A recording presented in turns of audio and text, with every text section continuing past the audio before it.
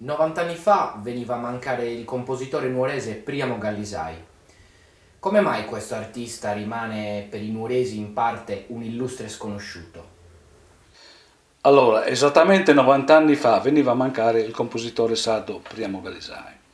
Valente e poliedrico artista nato a Nuoro il 18 ottobre del 1853 e deceduto a Ozieri il 30 luglio del 1930. Dopo aver compiuto studi a Firenze, dove fu allievo del celebre compositore Teodoro Mabellini, Priamo Gallisai completò la sua formazione artistica presso lo Château de Nancy, prestigioso istituto di Ginevra, dove in seguito ottenne anche la cattedra per l'insegnamento musicale. Ebbe una vita molto intensa e movimentata che lo portò a frequenti spostamenti tra Ozieri, dove la famiglia risiedeva, la Svizzera, il Piemonte, la Lombardia, il Veneto e la Sardegna, dove trascorse gli ultimi anni di vita.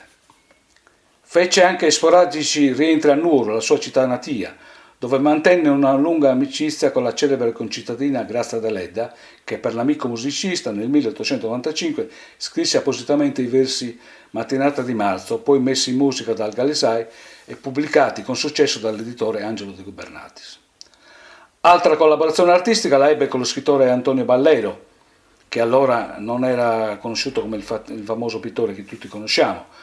Dal suo romanzo Don Zua, infatti, Priamo Gallisai ne trasse la trama per il melodramma Rosella sul libretto del poeta Pasquale del Sanai, opera che venne rappresentata con successo nel 1897 al Teatro Sociale di Varese.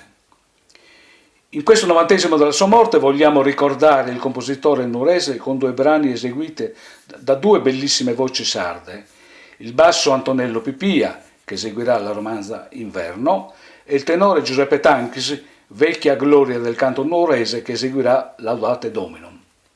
Buon ascolto.